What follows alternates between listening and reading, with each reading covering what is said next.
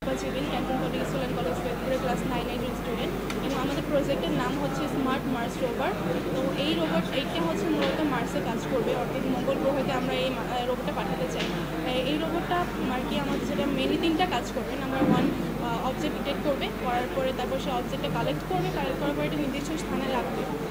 মানে এটা যে কাজ আর কি উপকারিতা যেগুলো সেগুলো হচ্ছে যে এখন তো অ্যাকচুয়ালি মার্সে যাওয়া, যে সেখান থেকে যে আমার যে চাচ্ছি ম্যাটেরিয়ালসগুলো গবেষণা করার জন্য বিজ্ঞানীরা গবেষণা করবেন, সেই জিনিসগুলো খুবই টাফ এবং খুবই চ্যালেঞ্জিং একটা ব্যাপার। সেই জায়গা থেকে আমাদের রোবট একটা হেল্পফুল হবে, মানে রোবট সাহায্য করতে পারে।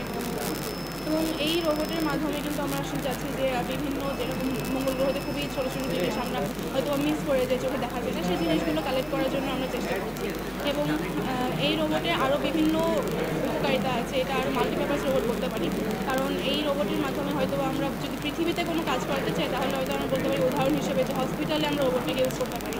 এই হসপিটালে আমরা কীভাবে ইউজ করতে পারি সেটা হচ্ছে যে হসপিটালে অনেক পেশেন্ট থাকে, তো পেশেন্টদের আর কি ওষুধ দেওয়া বা বিভিন্ন ইঞ্জেকশন দেওয়ার একটা ব্যাপার থাকে। তো সেই জায়গাটা থেকে যদি নার্সদেরকে যদি এই রোবটটা হেল্প করে, সেটাও কোনো একটা ব্যাপার থাকে, অনেক ভালো হবে বা সহজ হবে, মানুষের কাজ খুব কষ্ট করতে হবে না।